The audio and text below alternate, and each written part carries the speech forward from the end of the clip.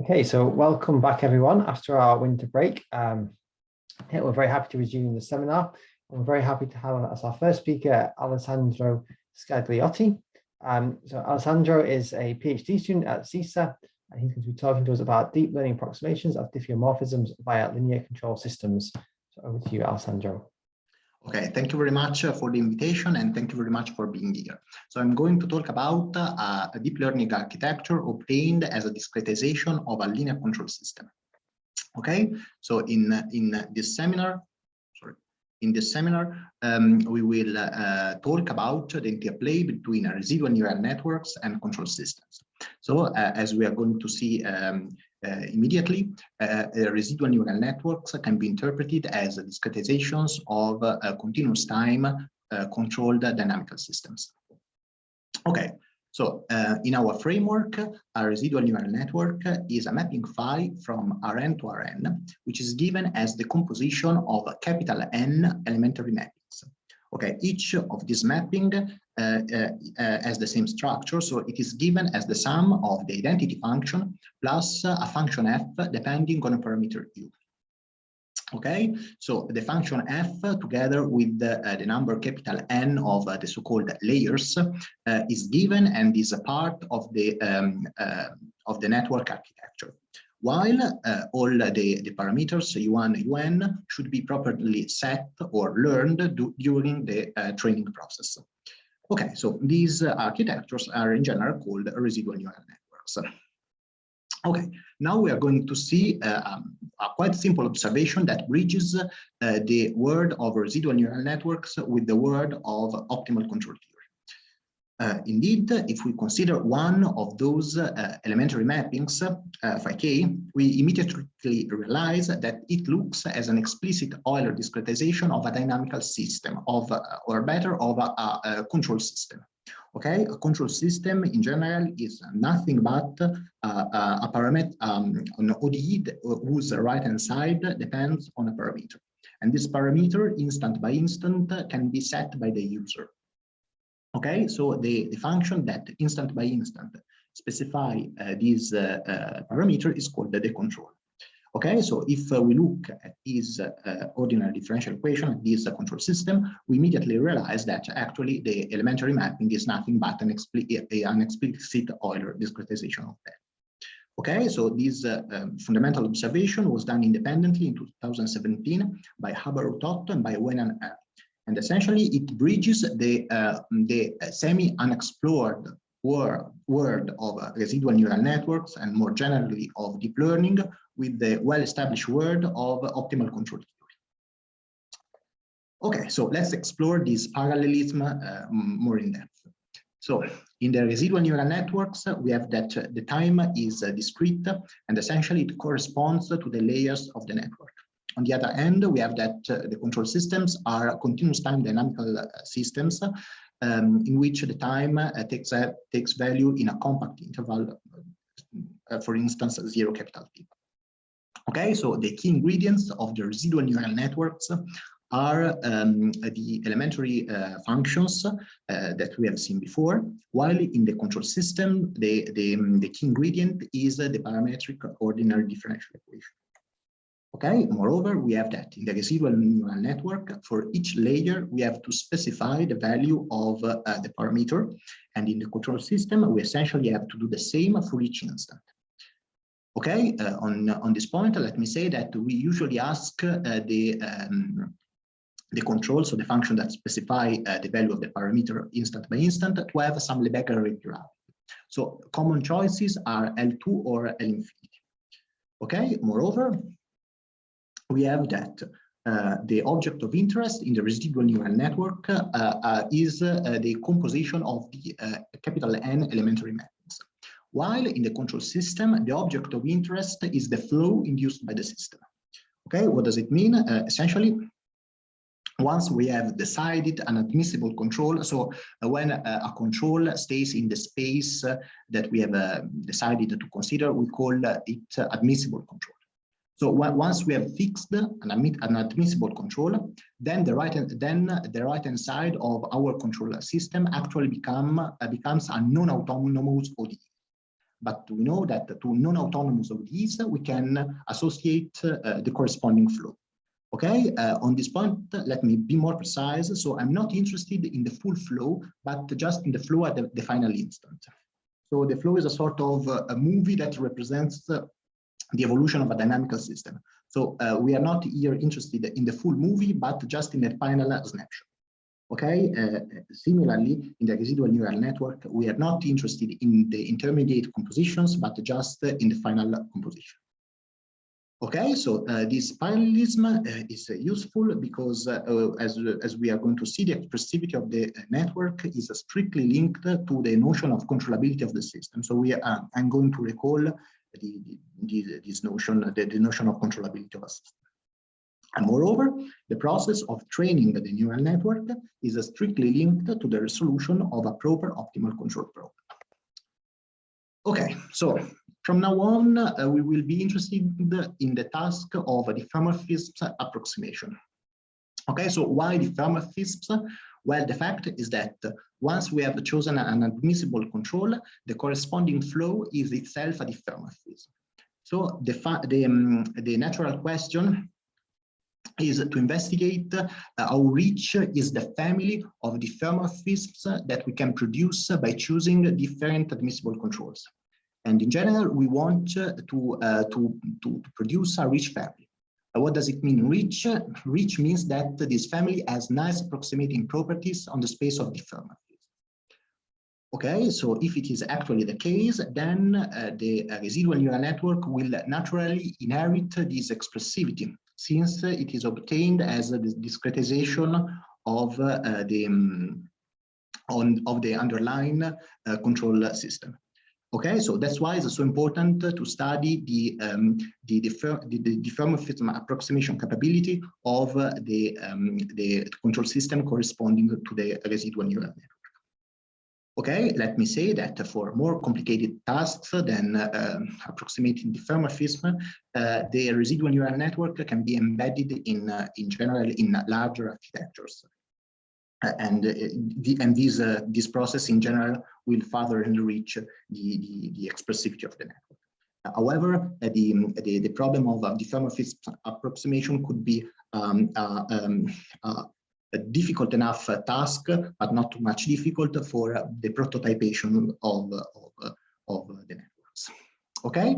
Before going to linear control systems, which are the main object of the seminar, let me say something about nonlinear control system, about the popular residual neural networks.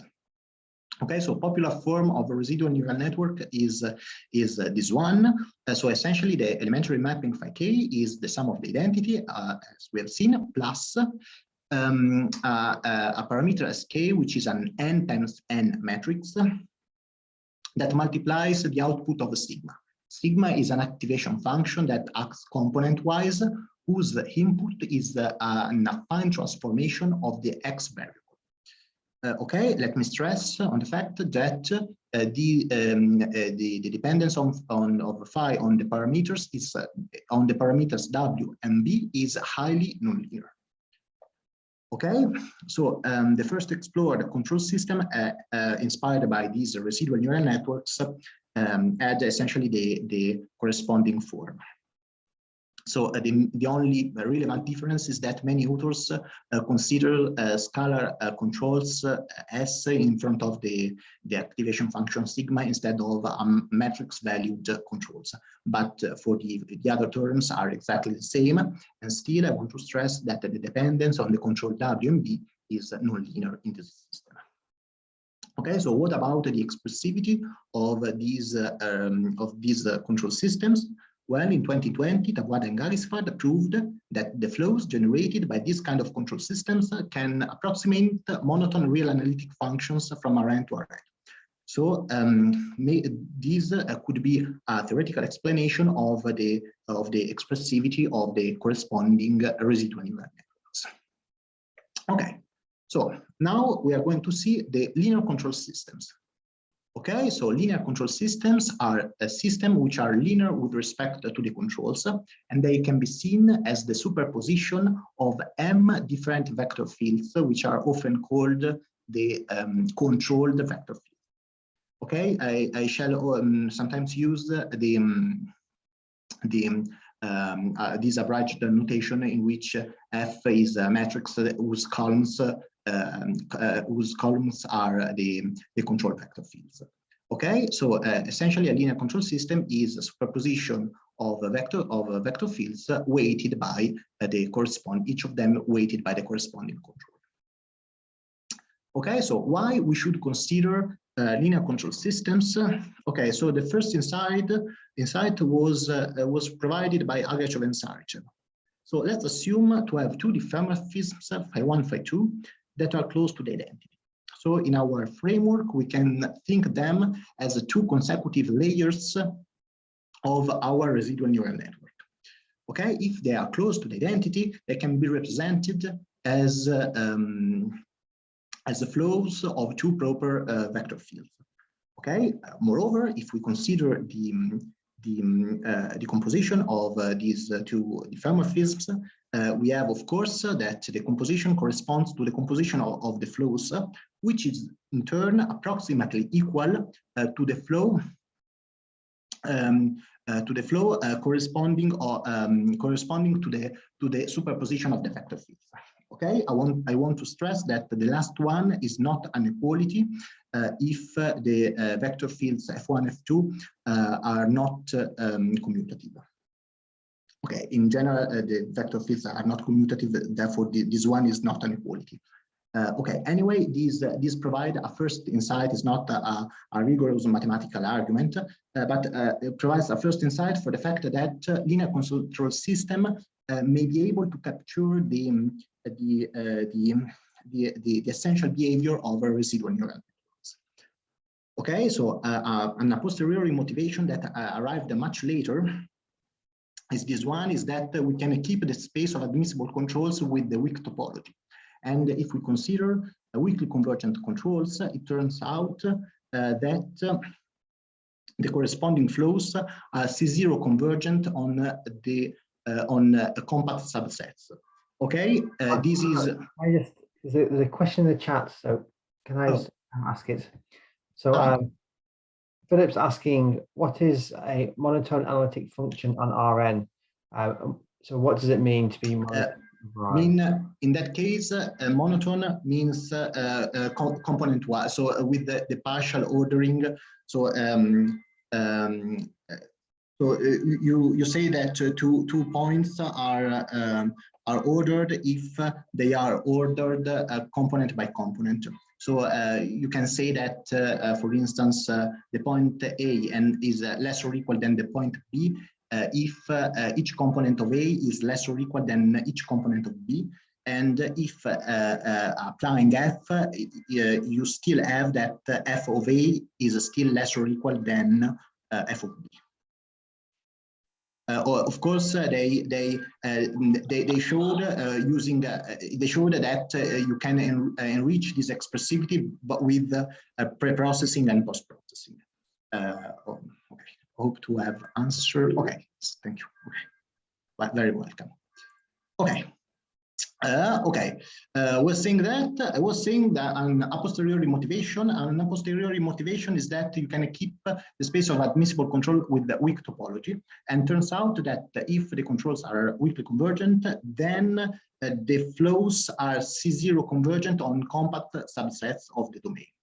This, of course, is no more true if you consider nonlinear control systems. Okay, for nonlinear control systems, you have to use the strong topology, but as it's well known, the strong topology is often too strong. Okay, well, so now we are going to study linear control systems, and we are going to study the expressivity of control systems. So the results that I'm going to tell you were obtained between 2019 and 2020 by Agachov and Sarchev.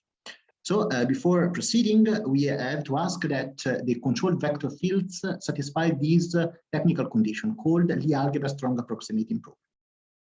Okay, this is quite technical. I'm not going to enter into the details because it's formulated using the language of geometrical control theory. I'm just going to say that if you want that this technical property holds, you just have to include among the family of vector fields F1, Fm these ones.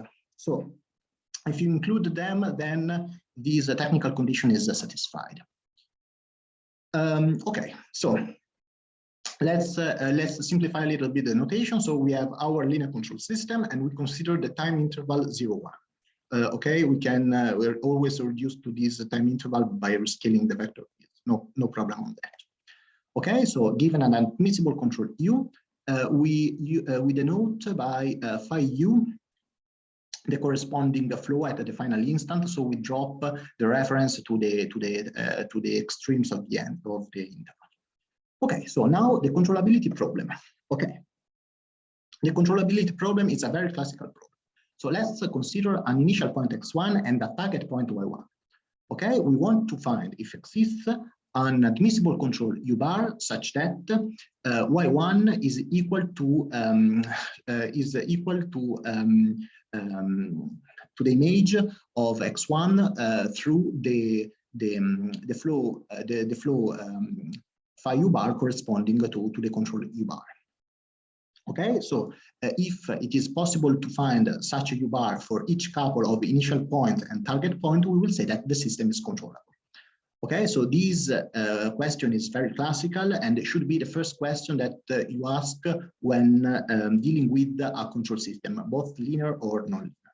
Okay, so the answer is classical as well. So the sufficient condition for controllability is that the family of vector fields is Lie bracket generating at each point. Okay, so it's not important what means bracket generating in this moment. I'm just going to tell you that this condition is implied by our technical assumptions, so by the Lie algebra strong approximating property. Okay, so now I'm going to present a much harder problem. So same notations and same framework as before, but the problem, the controllability problem, is much more difficult because we are going to consider capital M greater or equal than 1, and we are going to consider an ensemble of capital M initial points, all distinct from each other, and capital N target points, all distinct from each other. And now the problem is to find an admissible control such that the corresponding flow phi u bar maps each initial point onto the corresponding target point. Okay, as you may see, this problem is much more complicated by the fact that all this equality must hold simultaneously. Okay, and of course, the larger is M, the harder is the problem. Okay, so if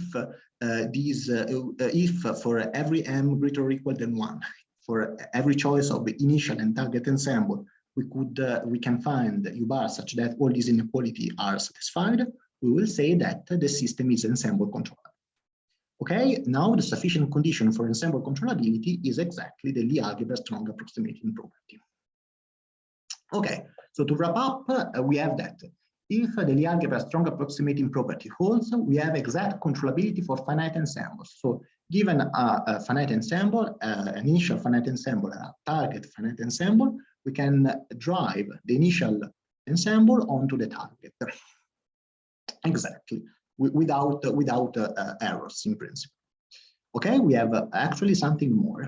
So under the technical assumption, given a diffeomorphism psi diffeotopic to the identity, for each compact set and for each positive epsilon, there exists an admissible control in an infinity such that the difference in the C0 norm between the diffeomorphism psi and the corresponding flow phi u bar is less or equal than epsilon on the compact set K.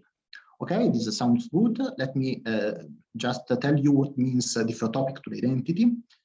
Okay, a diffeomorphism is diffeotopic to the identity if it can be realized as the final time flow of a dynamical system. So therefore, the take-home message is, if the Lie algebra strong approximating property holds, you can approximate the action of any other dynamical system. Okay, here by action I mean the action at the final time. Okay, this is exactly one of the expressivity results that we were looking for. Okay, now we just need to design a training strategy for the approximation of, for instance, this kind of diffeomorphism.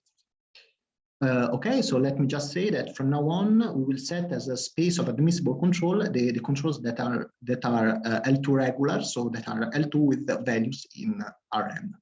Okay, just observe that L infinity is included in L2 because the time interval is compact. Okay. Okay, good. So now the problem is that we want to provide an approximation of a diffeomorphism psi, which is diffeotopic to the identity. Okay, the task is to approximate psi on a compact set of Rn, and our approximation will be data-driven. So indeed, we may imagine to observe the action of the psi on an ensemble of points sampled in K. Okay, and starting from the observation of psi on this point, we construct the target ensemble y1, yn. Okay, so now the first idea that we may come up with is the following. Okay, let's try to use the exact controllability for finite ensembles. Okay. Indeed, we know that there exists an admissible control such that the corresponding flow maps each initial point onto the corresponding target point. Okay, if we do that, we achieve null training error. Okay, the problem is that there are several drawbacks with this approach. For instance, maybe the measurement of the action of psi may be affected by error. So it could be not a good idea to reproduce exactly the observations. In mathematical terms, the much important, the worst drawback is the fact that we cannot provide any upper bound for generalization error. And this due to the fact that if we achieve null training error, the diffeomorphism that maps the initial ensemble onto the target ensemble has a Lipschitz constant which explodes as the number of training points goes to infinity. And so therefore we cannot guarantee that the approximation is good just outside the training data set. Okay, so therefore we need to change the paradigm, and essentially we need to force the controls to stay bounded in the L2 norm. So we need a regularization, a Tikhonov regularization. So essentially we consider the approximation task as a minimization, or as we approach the approximation with a variational problem. So we consider the following functional Fm, which is given as the sum of two terms. The first term is the mean squared training error. So we measure the discrepancy between the observed data and the data predicted by the diffeomorphism corresponding to the control U, and then the L2 norm squared of the control. Okay, so this second term is weighted by the hyperparameter beta. Okay, and, of course we want to minimize this function. Okay, I just want to say that before the training was seen as a purely controllability problem when we wanted to achieve null training error. Now it's an optimal control problem because we have a function to be minimized on the space of admissible controls. Okay, so in order to prove the upper bound on the generalization error, we used a gamma convergence result. Okay, what is gamma convergence? Well, gamma convergence is an important tool in calculus of variations that basically allows you to prove stability results. Okay, let's assume, in few words, let's assume that we first obtain an approximation using 1 billion points, and then we repeat the approximation with 1,000,000,001 points. Of course, everyone would expect that the two approximations will be very, very similar. Okay, a way to justify this intuition is exactly using gamma convergence. Okay, let me say something more. Okay, our approximation, as we have seen, is data-driven. So it is based on the observation of the action of psi on an initial ensemble of points. These points may be sampled using a probability measure mu on the compact set K. And we can consider the empirical probability measure associated to these observations. We can also rewrite the functional FM that I showed you before in this way, which is totally equivalent using the empirical probability measure.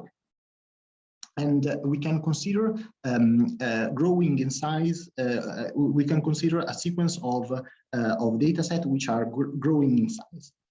Okay, so the gamma convergence result tells us that if we consider the sequence of functionals FM, they are converging in the gamma convergence sense to a limiting functional F infinity. Okay, F infinity has this form, which is very, very similar to the form of FM. The only difference is that the integral is done with respect to the probability measure mu and not with respect to the empirical probability mu m. Okay, so what are the consequences? The first one is a classical one. So if we consider if for every m u hat m is a minimizer of the functional FM, then we have that the sequence of this minimizer is precompact, and any limiting point of this sequence is in turn a minimizer of the limiting function. Okay, but what is even more important for us is that with this as a byproduct of the gamma convergence, we can obtain this upper bound on the expected generalization error.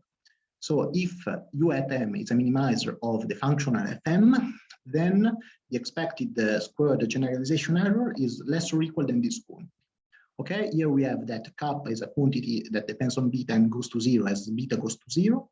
And W1 is the Wasserstein time distance between the empirical probability measure mu m and the measure mu. Okay, so now we have, there is another question in chat. Okay, okay.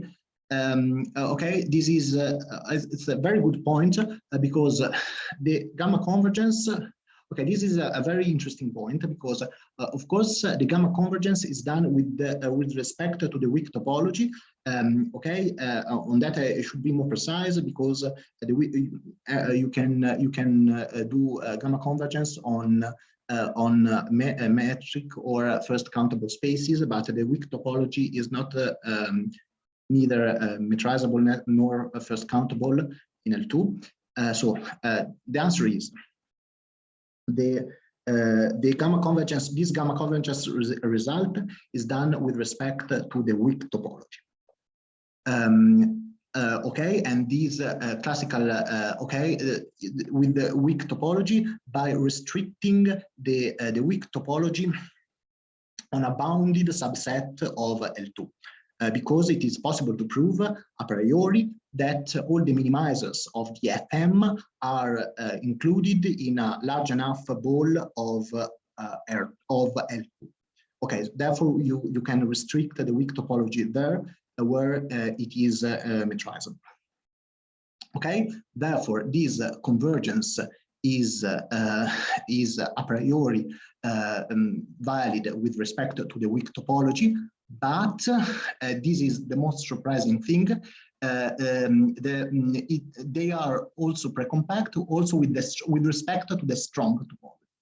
Okay, this is of course not automatic. It depends on the fact that they are on the particular fact that they are minimizers. Okay, thank you. So I answered the question. Okay. Good. Okay, so we have so we have a function to be minimized. We have the upper bound on the upper bound on the expected generalization error. So now we need a strategy to actually approximate the minimizers of the functional FM. Okay, so I'm going to present basically two strategies. The first one is based on the gradient flow. We have a functional FM that induces a gradient flow on its domain U. And so the first strategy consists in exploiting this fact. The second one is consists in exploiting an iterative method based on Pontryagin Maximum Principle. Okay, what about a residual neural network? Well, the residual neural network arrives exactly in this moment, because if we want to solve numerically the optimal control problem, we need to discretize the control system. So if we use, for instance, the explicit Euler, we exactly end up with the elementary functions of our residual neural network. Okay, just recall that I use the abridged notation for the linear control systems. Okay, good. Okay, before going on, I'm just introducing an object that will be important for both the approaches, is the so-called adjoint variable. Okay, this adjoint variable is a curve from 0, 1 to Rn to the power n. I just recall that Rn is the ambient space and capital M is the size of the data set. Okay, so each lambda j, so lambda is made up of m components of m row vectors. So basically one for each element of the data set. Okay, each of them solves a linear system, a system which is linear in lambda. A Cauchy problem which is linear in lambda, and whose Cauchy datum is assigned at the final instant.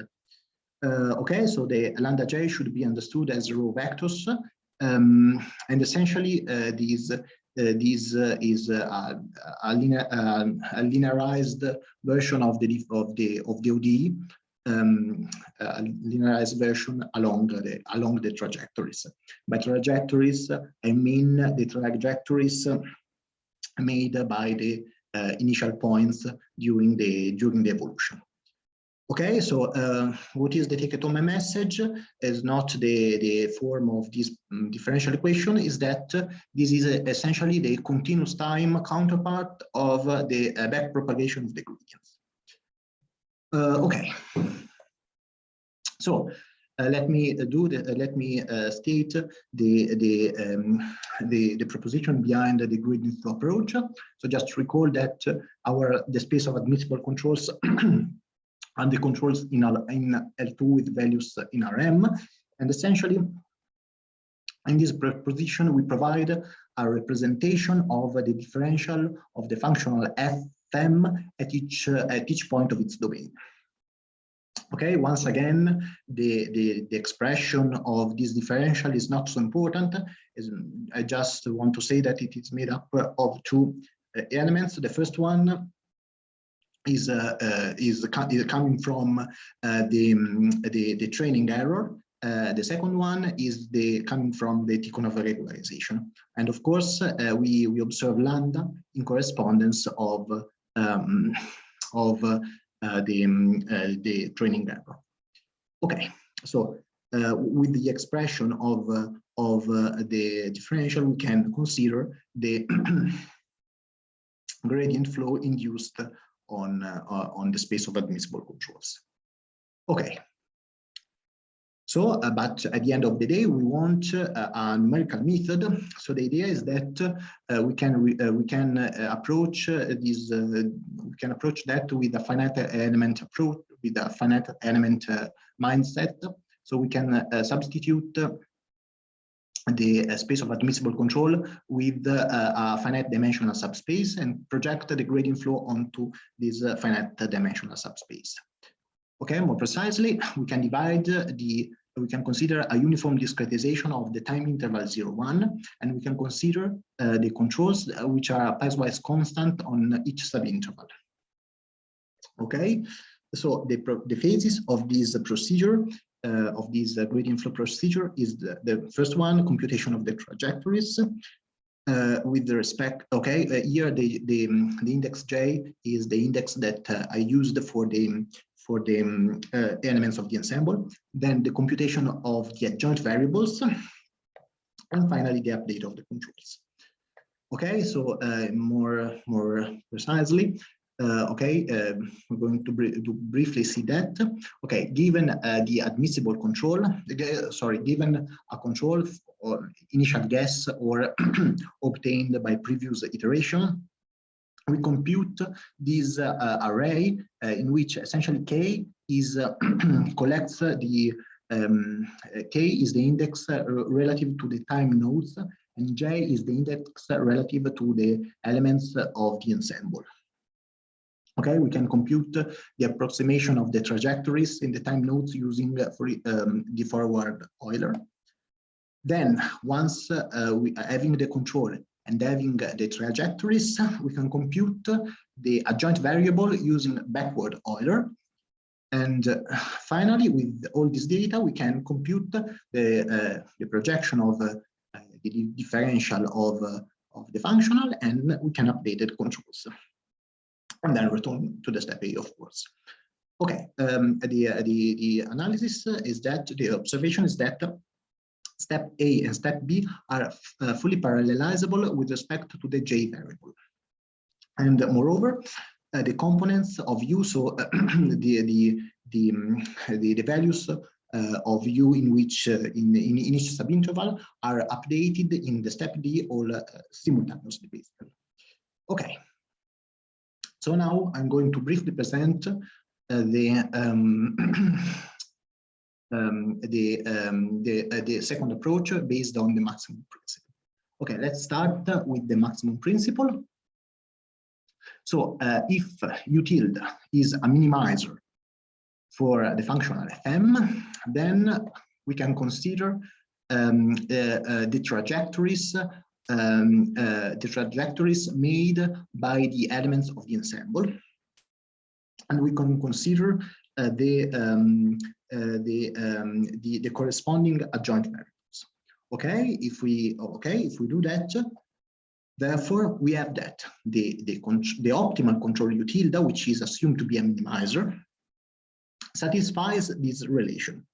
Okay, essentially U tilde is a maximizer of this quantity, which is called the Hamiltonian. Okay, I just want to stress the fact that this Hamiltonian in this case is very simple to be maximized.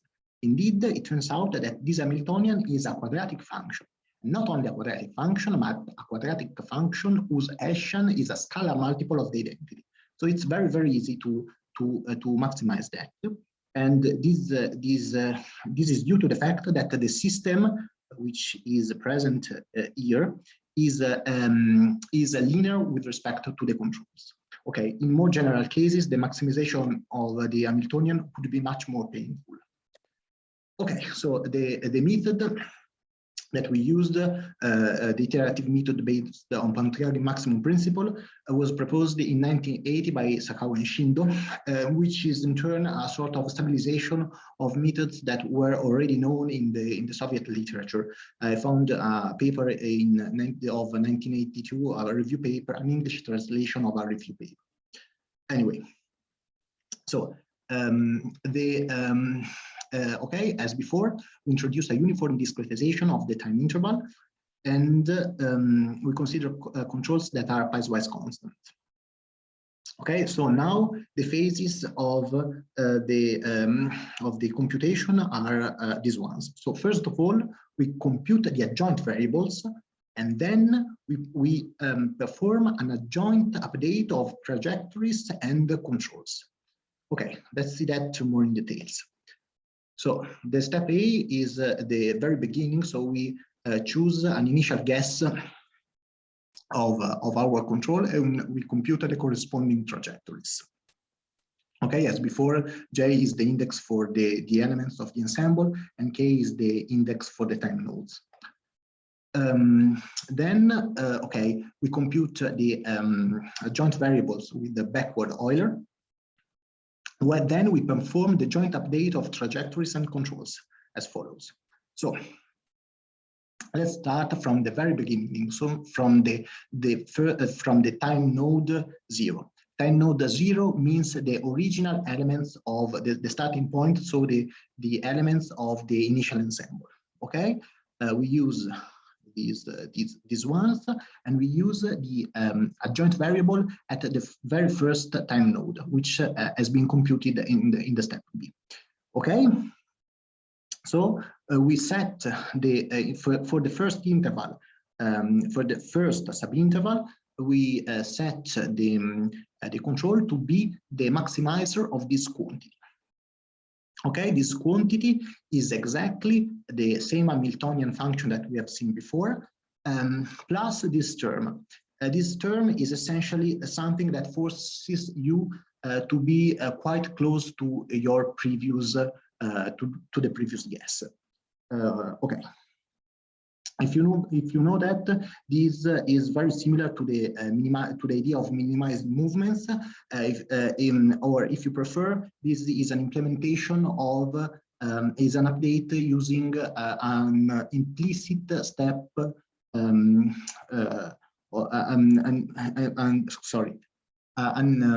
implicit discretization of the gradient descent.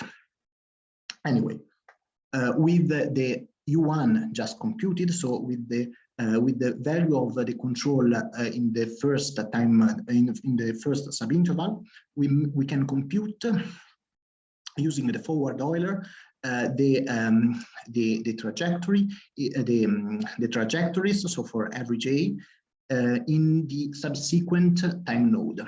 Okay, and then we can repeat the procedure that we have seen. So we can repeat the procedure C1, C2 for all the other time nodes. Okay, so what are the differences between these two approaches? I think that the differences can be captured by this analogy. So the gradient flow method is similar to the Jacobi method for the resolution of linear systems, while the maximum principle is more similar to the Gauss-Seidel method. Okay, so the amount of computation per update is comparable. The problem is that the maximum principle has faster convergence because it uses all the information available up to a given instant, but is less parallelizable. On the other hand, the gradient flow has a slower convergence, but because it does not use all the information available, but it is highly parallelizable. Okay, so finally, we are going to see some numerical experiments. So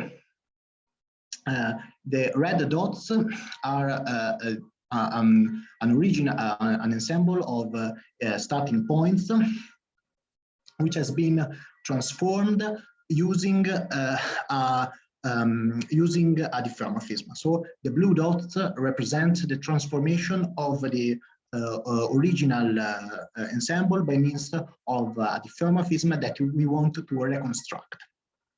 Okay, so let's reconstruct it by using the gradient flow training strategy. Okay, so in this case, in this picture is the result of the training procedure. So the blue dots, as before, are exactly as before the transformation of the original ensemble by means of the diffeomorphism that we want to reconstruct. The red dots are the approximation provided by the learned diffeomorphism. Okay, so as we can see, we learn that we do better where we have more data, as we may imagine. Okay, also we also test the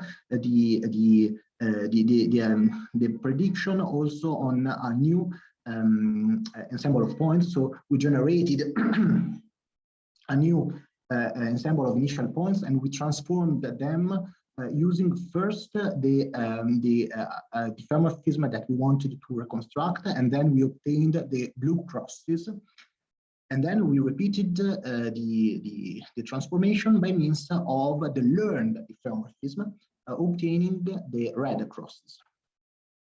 Okay, so once again, the approximation is quite good in correspondence of higher density of data. Okay, this on the other hand is the approximation of the training approximation obtained using the maximum principle algorithm. Okay, and we used the same number of iterations with both the methods, so it's natural to expect a better approximation by means of the maximum principle. Okay, and this is also the testing image. So of course, the approximation is better where we have a higher density of data. Okay, so to finish, if I have a few minutes left, I want just to tell you what are possible future perspectives. First one is to take into account hidden biases. Okay, I think that could be explained by using just an initial point and a target point. Okay, let's imagine that we want to drive the initial point to the target point. The fact is that if we use the Tikhonov regularization that we have seen so far, we always obtain curves that are shorter than the curve than any other curve that connects the initial point with the target point. So we will observe a natural bias for the fact that the initial point is bottom left to the respect to the target point. So we will never end up with a trajectory like the orange one. Okay, this, for instance, may be a problem if we have an initial ensemble and a target ensemble like that. So if there is a sort of average movement that should be done, we may expect that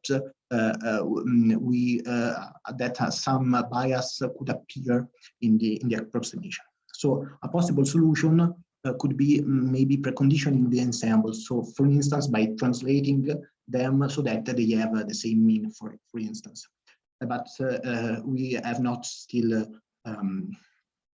deepened this point.